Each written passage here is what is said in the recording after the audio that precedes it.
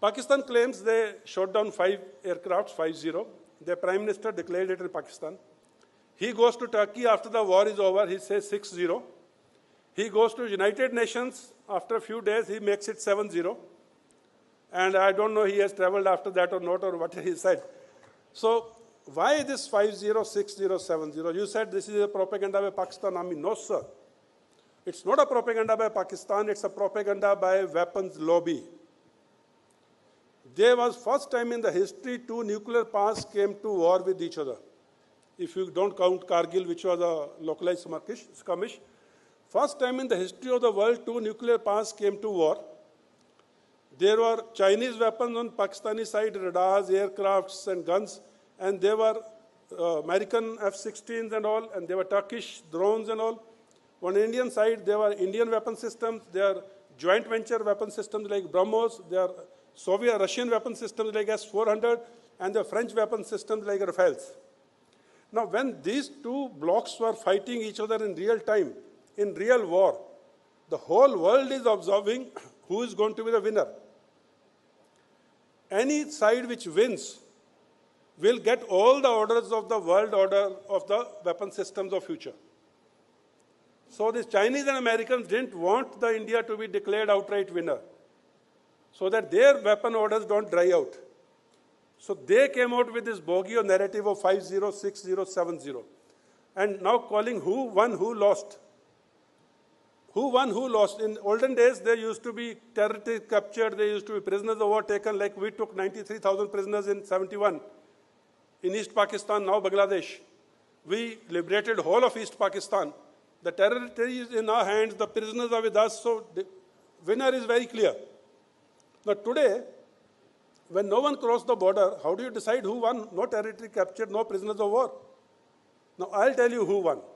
On 6th or 7th of May, when we hit 9 terror targets with precision, and Pakistan knew we are going to do something, their Prime Minister himself has said, कि हमें मालूम था अगले 4 दिन में कुछ होने वाला है. Now, if they had a 4 days warning and still they could not intercept even a single missile of ours, that is victory.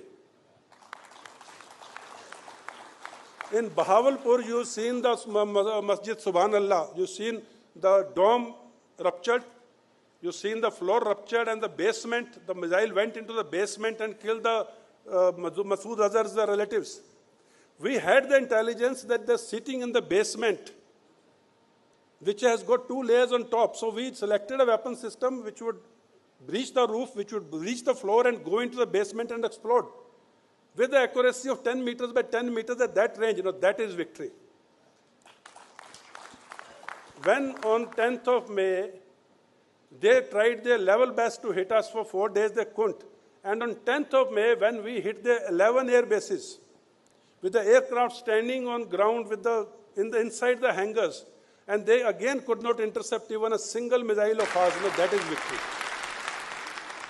When they were flying at 314 kilometers inside the international boundary, and we could hit that aircraft at 314 kilometers inside the longest range in the history of air-to-air or ground-to-air engagement, that is victory.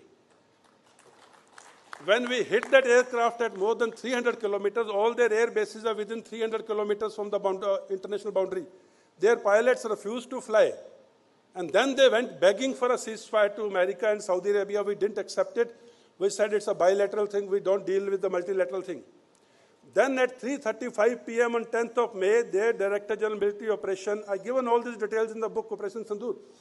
3:35 p.m. on 10th May, their Director General Military Operation picks up the phone, calls up Indian Director General Military Operations, and begs for ceasefire.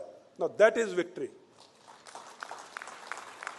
When we, being in a position of strength, we could have hit them more militarily, economically, but being a responsible nuclear state, being a responsible democracy, being a responsible country, we accepted their plea of ceasefire. Now that is victory. Thank you.